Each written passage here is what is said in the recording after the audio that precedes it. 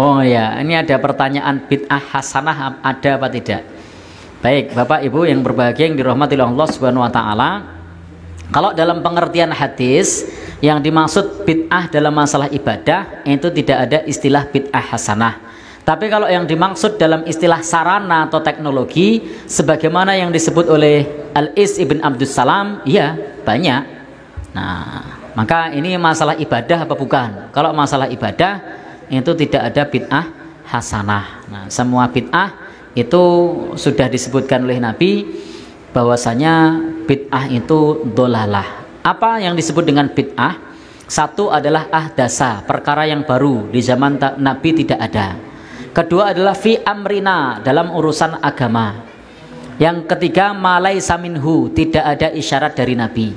Nabi pernah ngasih isyarat, alaikum bisunnati wa sunnatil khulafa'ir rasyidin. Maka yang dikerjakan khulafa'ir rasyidin bukan bid'ah. Yang dikerjakan sahabat Umar, yang dikerjakan sahabat Utsman, yang dikerjakan sahabat Abu Bakar, yang dikerjakan sahabat Ali, sahabat Abu Bakar, sahabat Umar, sahabat Utsman, sahabat Ali radhiyallahu anhum, itu bukan bid'ah. Karena Nabi sudah memberikan rekomendasi, itu termasuk sunnah khulafa'ur rasyidin.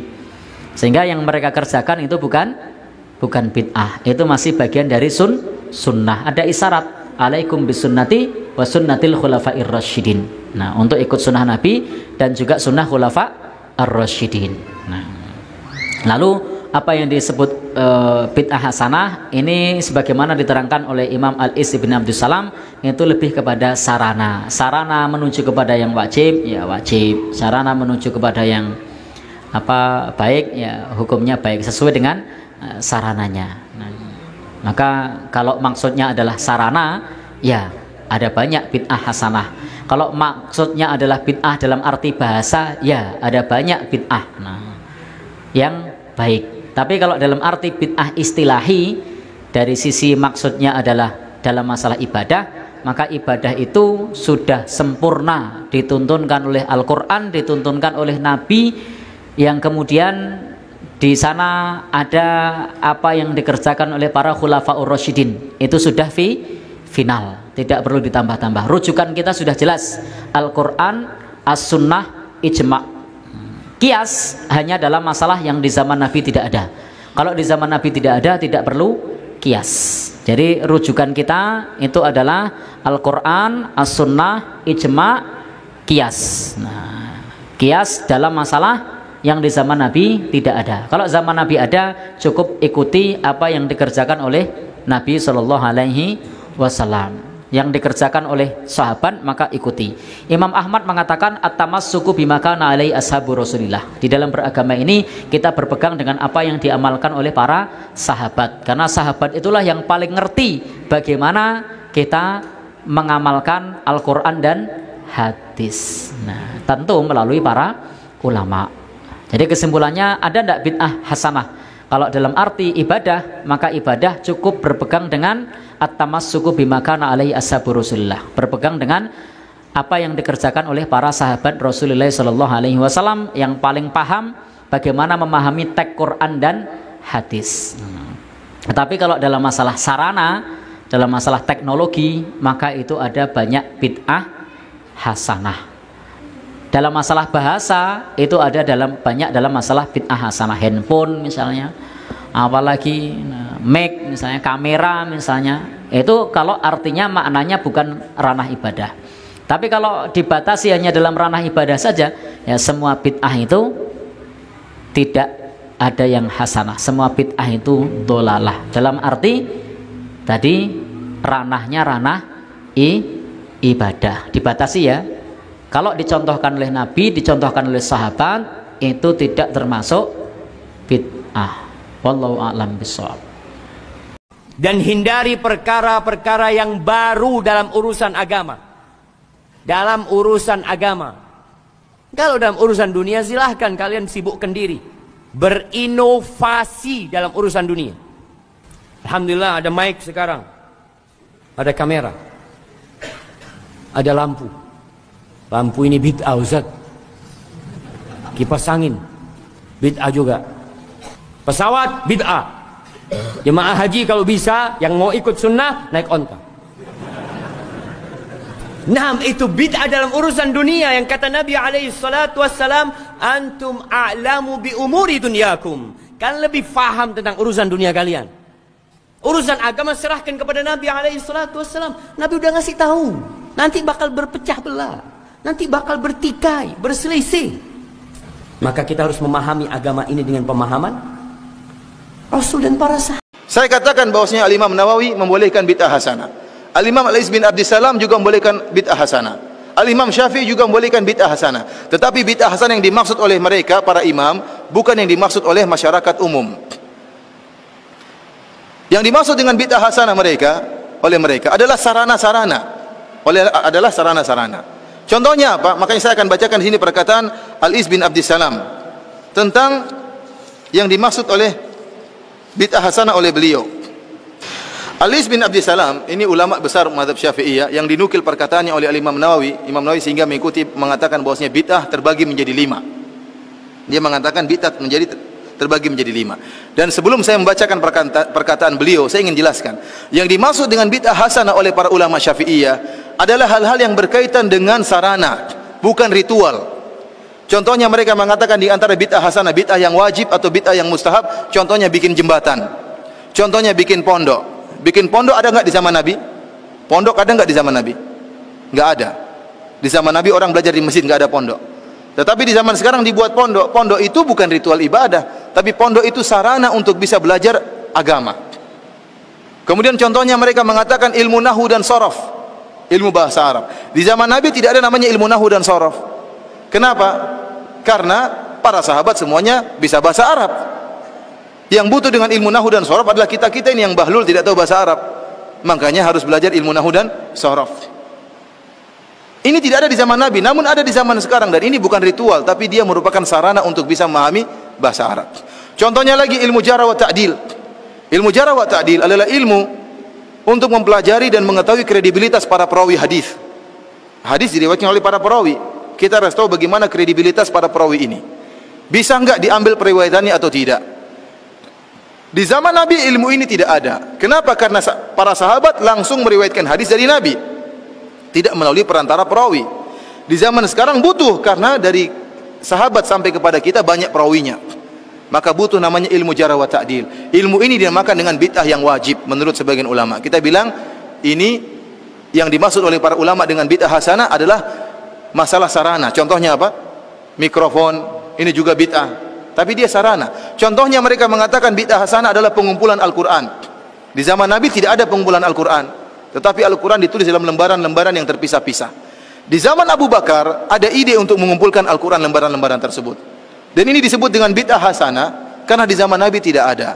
Tetapi pada hakikatnya dia bukan ritual ibadah, tetapi dia sarana untuk mempelajari Al-Quran. Maka butuh lembaran-lembaran tersebut dikumpulkan.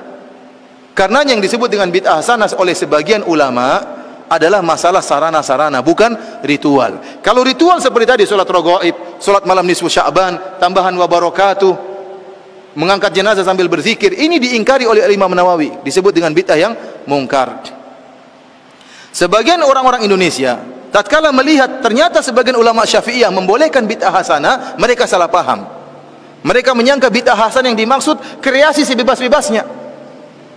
Padahal tidak, yang dimaksud dengan bid'ah hasanah adalah masalah sarana dan sarana, bukan membuat ritual ibadah yang baru. Ya. Karenanya lihat, tatkala Imam Al-Is bin Abdissalam mengatakan bid'ah terbagi menjadi bid'ah yang wajib, bid'ah yang haram, bid'ah yang mandub, dan bid'ah yang makruh, dan bid'ah yang mubah. Jadi bid'ah ada berapa? Wajib, mustahab, kemudian makruh, haram, dan mubah. Ada 5 macam bid'ah.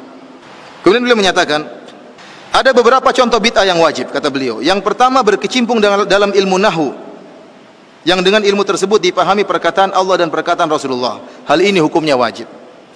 Menjaga syariat tidak mungkin kecuali dengan ilmu nahu. Contoh kedua adalah menjaga kata-kata yang asing, yang gharib. Jadi di zaman Nabi tidak ada penulisan kata-kata gharib. Jadi ada bahasa Arab, bahasa yang luas. Dan Nabi dan para sahabat mengerti bahasa Arab dengan detail. Kemudian berlanjut dengan berjalan waktu, sebagian ulama pengetahuan tentang bahasa Arab berkurang. Oleh karenanya bahasa Arab yang susah-susah harus ditulis, dikumpulkan supaya orang tidak lupa. Pengumpulan tulisan bahasa-bahasa Arab yang susah ini dianggap bid'ah yang wajib oleh Ali bin Abdul Salam. Ini ritual ibadah atau bukan? Bukan, dia bukan ritual, tapi hanyalah sarana untuk menjaga syariat. Contoh ketiga, bid'ah yang wajib adalah penulisan usul fikih. Usul fikih juga tidak ada di zaman Nabi, tetapi dia bukan ritual ibadah. Ilmu usul fikih adalah ilmu untuk mempelajari penunjukan bahasa-bahasa Arab. Di zaman Nabi tidak perlu, karena para sahabat sudah ngerti bahasa Arab dan penunjukan-penunjukan bahasa Arab tersebut.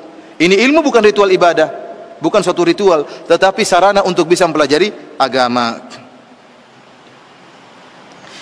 Dia sebutkan juga di antara contoh bid'ah yang mustahab, di antaranya pembuatan ar-rabat dan sekolah-sekolah, buat pondok, sekolah-sekolah, ini bid'ah hasanah.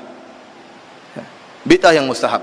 Dari sini ikhwani fillah wa akhwati fiddin azani Allah wa iyyakum, kita paham ternyata meskipun sebagian ulama Syafi'iyah membolehkan adanya bid'ah hasanah, namun bid'ah hasanah yang mereka maksudkan tidak sebagaimana yang dipahami oleh banyak orang, sehingga mereka menyangka boleh berbuat kreasi dalam ibadah sebanyak-banyaknya. Ini tidak dibenarkan, ya.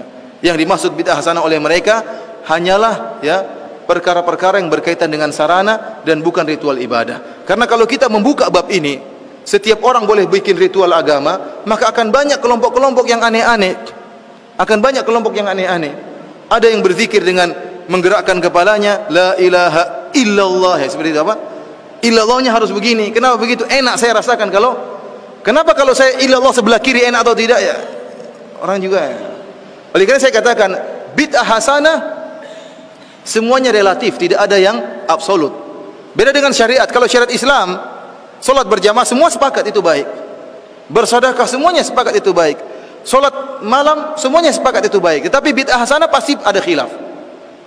Contohnya seperti kalau bid'ah hasanah, kenapa dikatakan relatif? Karena dia baik menurut sebagian orang, menurut kreator bid'ah tersebut baik, tapi menurut yang lain tidak baik.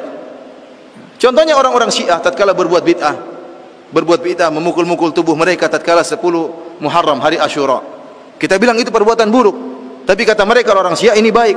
Dengan saya memukulkan diri saya, mengeluarkan darah, saya ingat bagaimana perjuangan Hussein, menambah iman saya.